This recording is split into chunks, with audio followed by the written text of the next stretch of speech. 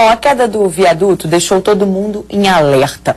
Mas essa era uma tragédia que já vinha sendo anunciada há quase 10 anos, com relatórios do Tribunal de Contas e também de especialistas em arquitetura e engenharia.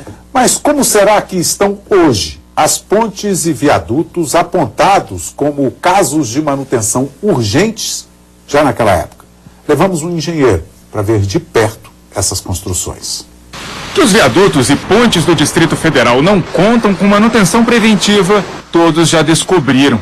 O que ninguém sabe ainda é se alguma outra obra pode vir abaixo, como aconteceu com o viaduto do Eixão sobre a Galeria dos Estados. Alerta feito em 2009 pelo Sindicato Nacional das Empresas de Arquitetura e Engenharia Consultiva, que você viu aqui na Record TV. Está um processo avançado de infiltração, basicamente...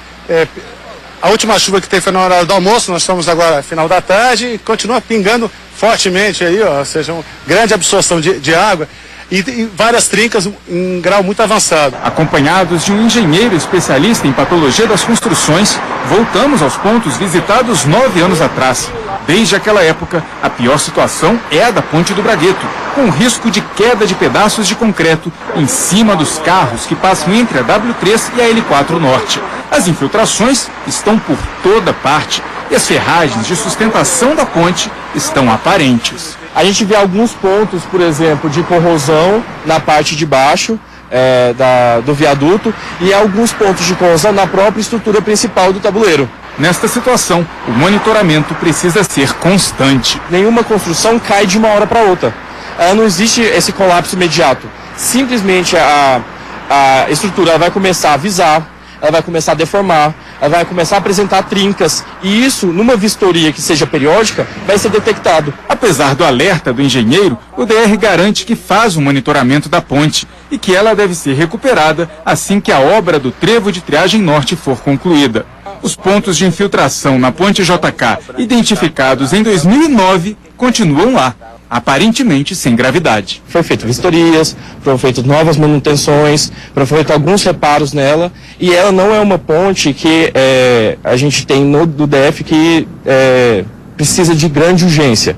É uma ponte relativamente nova que deve ser monitorada, como todas as outras construções. Na ponte Onestino Guimarães, ao lado da prainha, a situação está ainda pior do que há 9 anos. Onde existiam rachaduras, hoje não tem sequer parede. Mas ainda assim, o especialista acredita que os problemas possam se restringir ao acabamento, sem danos à estrutura, o que depende de uma análise mais detalhada. O viaduto da 204 Sul também estava na lista de obras que precisavam de reparos urgentes há 9 anos.